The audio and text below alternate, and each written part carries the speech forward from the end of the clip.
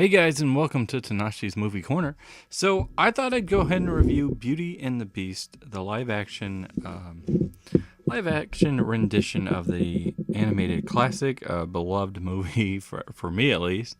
I know it's a pretty popular movie. I'd imagine it's pretty popular.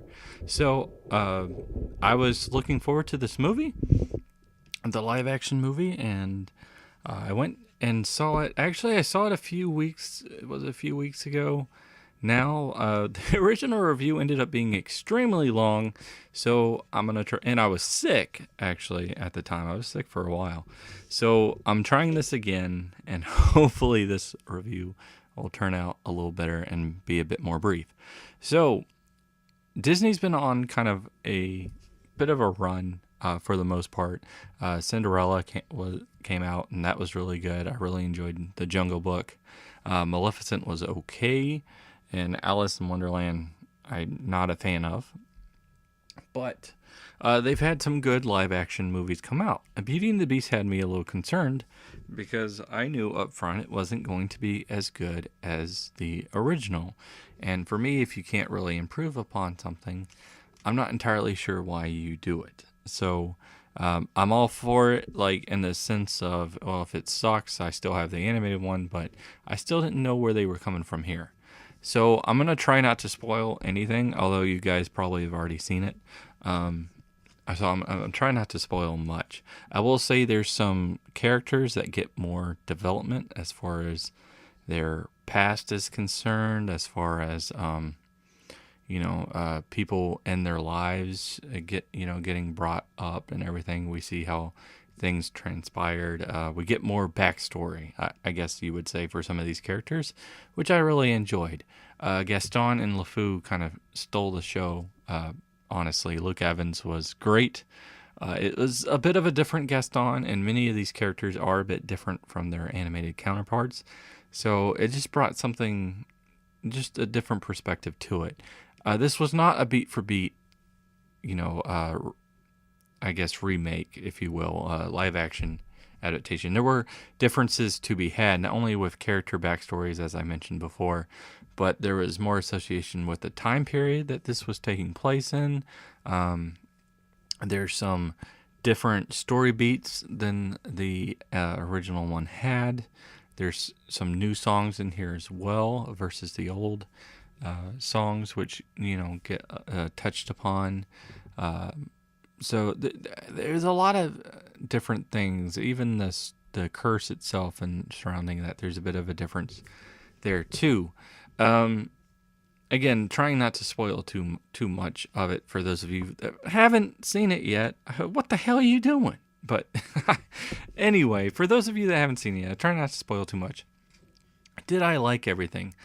I thought it was okay. I think some of the songs worked better than the others. I feel like some things got lost for me, and I'm sorry that I am comparing it to the animated one, but this is an adaptation of that, so I think that's pretty fair to do so. But I'll just say, some of the songs weren't as good. Okay, understandable. Some of the characters I didn't like as much.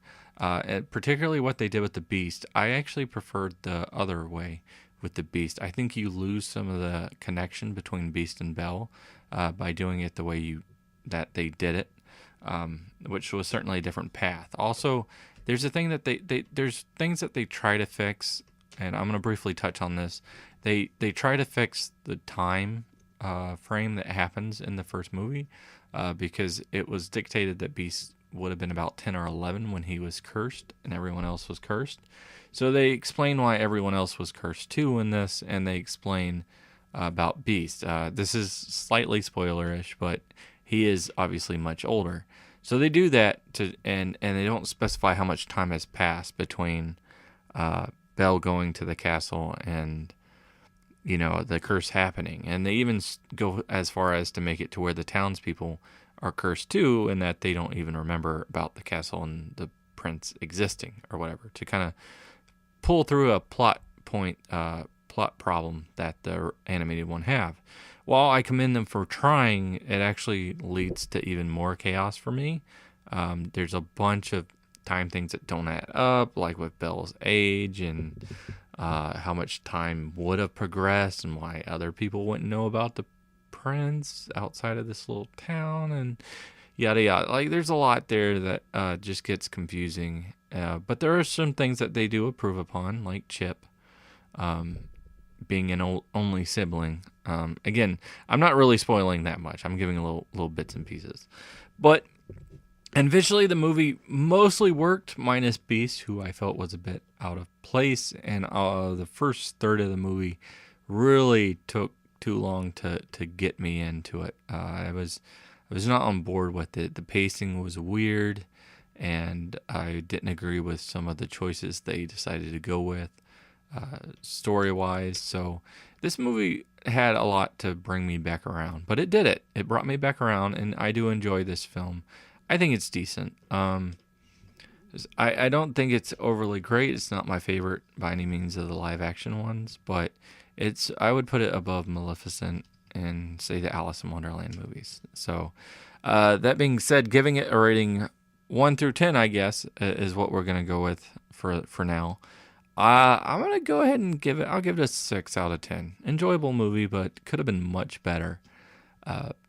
So hopefully the next one will be better. And I don't know whether it's Lion King or Mulan, but whatever it is, I'm looking forward to it. But that is my opinion on it. What did you guys think of this movie? Did you guys enjoy it? Go ahead and let me know in the comments below. Hopefully you enjoyed hearing me talk about this. I know it's a different format, and hopefully it's not too terribly boring. Gosh, dude.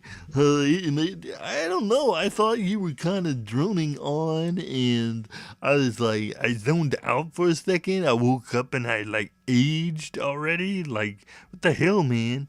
I'm sorry. I apologize. It's much better to feed off of people, sometimes have guests on or something. Guests. I say guests like I have multiple guests. We all know I only have one. But, it's much better to do it that way, and sometimes the critical part of me comes out and it can kind of sound a little boring. Okay, I apologize. Damn it. Not all of us do jump cuts.